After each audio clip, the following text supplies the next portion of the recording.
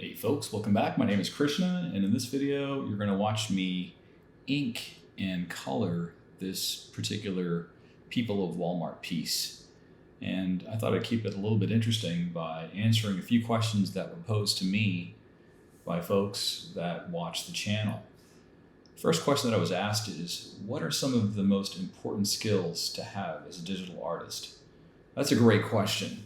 And I would say the ability to keep an open mind and to learn from a variety of sources is a really good skill to have as a digital artist.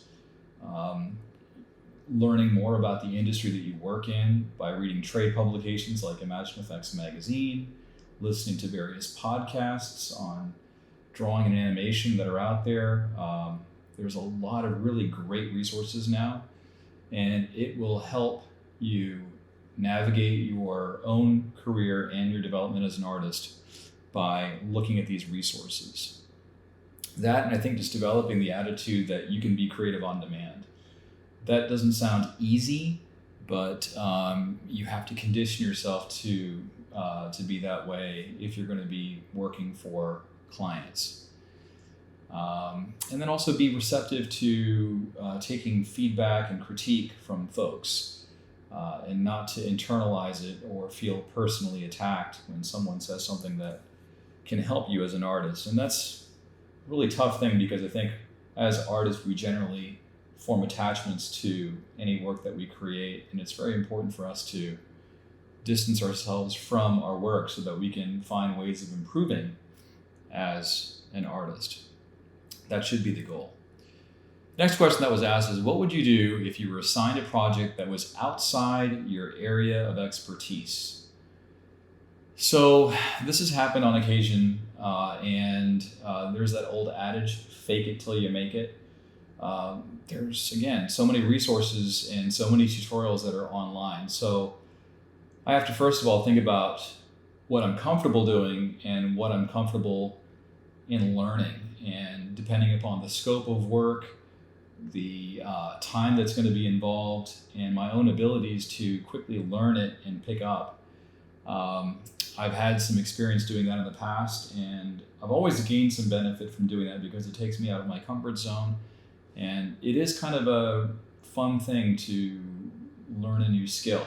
I look at it that way.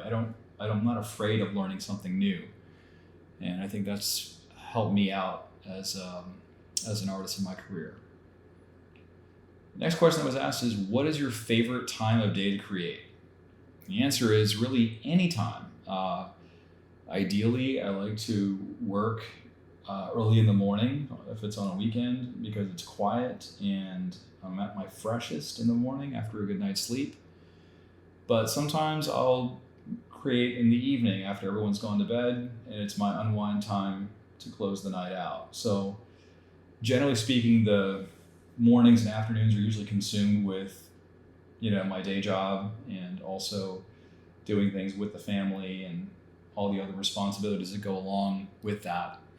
So I have to carve my drawing time out in a very deliberate way to where I'm having a good balance between all of those different things.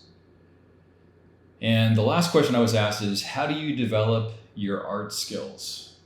And the way I develop my art skills is by subscribing to a few good YouTube channels, reading periodicals, getting how-to and art of books. I have quite a collection in my own library, and I'm always flipping through those books to get inspired. And it's also being very deliberate. Like if there's an artist that does something particularly well, let's say this artist draws elbows really well, then what I'll do is I'll practice drawing elbows using that artist as a guide, and then just zone in on something in particular that my favorite artists are doing and attempt to just study it and understand it. Not necessarily just to copy it, but to kind of get into the head of that artist a little bit. And over a period of time, once I've synthesized that, I'm able to go ahead and have my drawings come out in my own way. And I think that's the way I consume Instagram and sites like that. I always like to look at other artists' work. I like to study their process. If they can share their process, I think that's always very valuable. And I just zone in on something in specific that I can put into practice in my next piece. And I'm not afraid to save pieces on Instagram so I can go back and study it later on. I think that's a really good habit to get into. Rather than be overwhelmed with, oh my gosh, this artist draws so well, I don't know what to do. Just pick one little area. Maybe there's an artist that draws eyes really well, or they draw hands really well, or the way they draw fingernails. Pick one small aspect and focus in on that.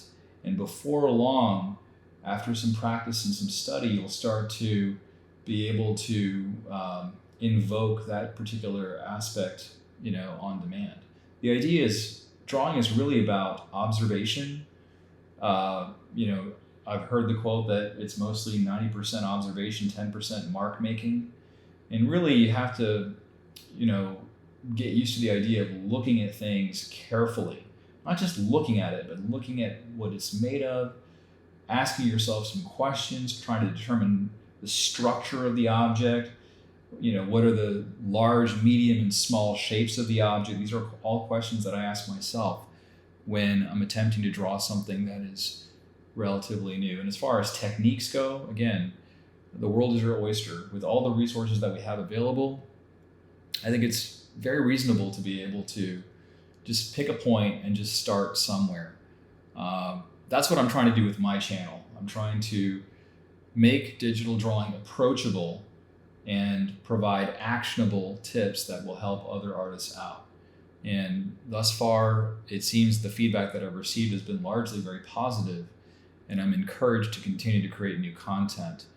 So if you have any questions for me, please let me know. Drop them in the comments below, and I'll do my best to answer them in another process video like the one that you're seeing here. As always, I want to thank you for subscribing to the channel, watching the video. I hope you're getting something out of this.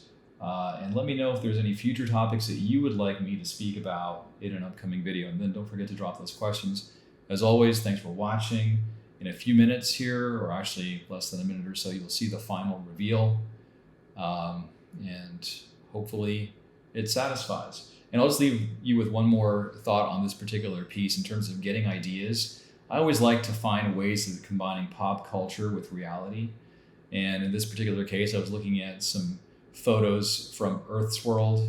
I like to draw portrait studies from Earth's World. And then I thought it'd be kind of funny. I saw this lady with one of those little baby carriers, and I thought it might be kind of cute and hilarious to actually have the baby as a baby predator. So remixing those two elements in there seemed to resonate with the folks that saw the piece. So just try to mix and match different ideas, and you might end up attracting both sets of audiences. All right, that's it. See you next video.